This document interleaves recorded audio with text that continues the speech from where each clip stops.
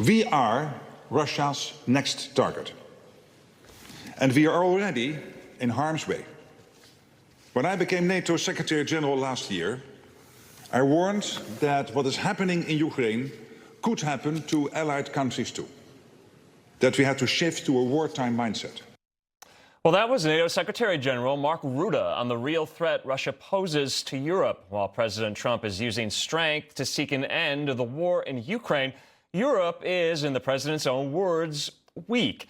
This comes as the United States is set to sit down with Zelensky and other European leaders in Berlin, you just heard there from Trent Murray, to hammer out these details of Trump's peace deal. Well, joining us to talk about this further, former NSC Chief of Staff under the Trump administration, Fred Fleitz, also here, the Director of Communications for the Ukrainian Congress Committee of America, Andrij Dobriansky.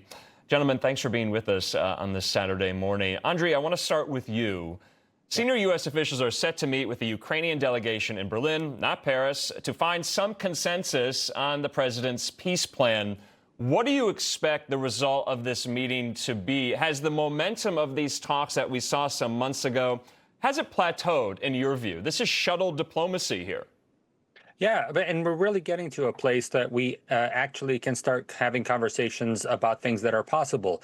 What that 28-point capitulation plan that, everybody in the Senate and the House clearly rejected for what it was. Once you sit down at the table between both parties, we know that Steve Witkoff and Jared Kushner, not just traveling to Russia, but also having interactions with the Ukrainian team, they can start going line by line to figuring out what's possible and what's not. And a lot of the things that were proposed right at the beginning were things that were thrown out because you can't really discuss, occupying territory through force. That's something that no country at the UN could abide with. That's, just goes against international law. No other country could recognize that. But if you start going line by line and figuring out what's possible under Ukrainian law, under U.S. law, which forbids the recognition of occupied territory, you start to get to the point where now we're at either 19 or 20 points that can be agreed to. And then we understand that there are subsequent agreements, one of them being security guarantees, which are not going to be part of the main agreement, how to do investment funds to rebuild Ukraine. That'll come out of money that Russia has frozen in Europe.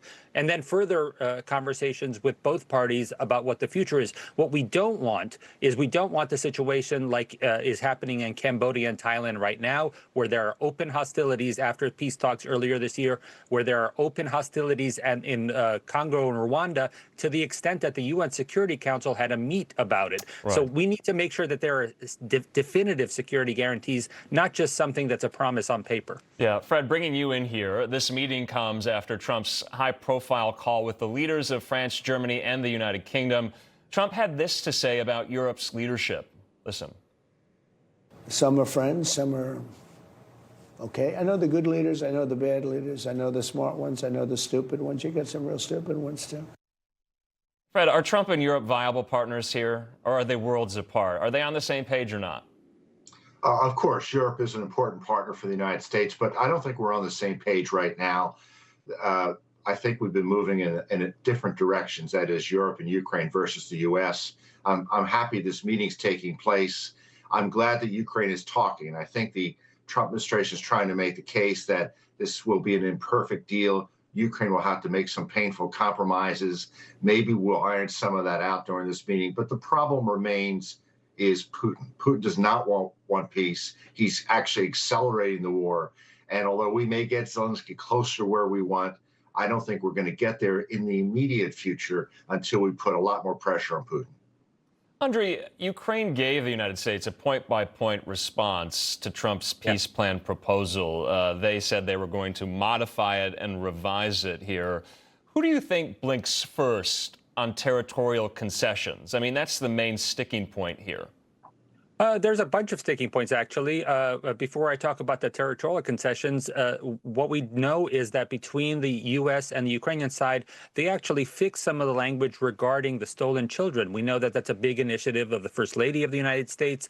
And in the original document, they said that they would be a promise to form a committee to possibly investigate what happened to these children. And we know that we're much closer to that now about how to actually return these children with the help of lots of international authorities. But as far as international territory, we'd have to go to a process that is much closer to what happened in, say, Northern Ireland or other disputed territories, where it's not something that's just agreed to with a handshake of leaders, but a national referendum. Because as President Zelensky has pointed out, it's not him that decides what the territory is. He is just a safeguard of the Constitution, and it's the Constitution that tells us what territories are part of Ukraine, much like the United States. So I think if we can get to a point in the discussions about how they would do an agreement, whether it would be a referendum down the line or, as is being proposed, a free economic zone similar to other disputed territories, then we're talking about something that could be accepted by other nations. Because again, as Ukraine and other European partners have said, they don't want this to just to be an agreement between the U.S., Ukraine, and Russia. It's got to be all the nations surrounding them and beyond that agree to this. Fred, lastly to you, though, Moscow has not budged on their maximalist demands here to end the war. And it's longstanding U.S. policy. We do not recognize territory taken by the aggressor in some of these conflicts. The Kremlin saying that a ceasefire is only possible if Ukraine's army pulls out of the Donbas. Do you think Putin will negotiate? I asked you a couple days ago, is he ever going to budge here? Or should we expect more defiance? Well, Putin's position has been so irrational because he doesn't recognize Ukraine as a state or Ukrainians as a separate people. When you're dealing with someone so irrational, you're going to have to use, you're going to put a lot of pain on him and his country. I think we need substantial economic and energy sanctions. We really are going to have to make the Russian people suffer before he's going to give in. I think it's going to take stronger weapons, longer range missiles, and sanctions that not just by the U.S., but also by Europe, India, and China. You know, the new national security strategy said that German chemical companies are building factories in China to use cheap Russian energy. As long as that goes on, we're not going to make any progress in getting Putin to negotiate in good faith. Yeah, holding Putin's feet to the fire even more. We'll just have to wait and see. Fred Fleitz, Andrij Dobriansky, thanks for coming on America Right Now. Have a good weekend. Good to be here. Thank you.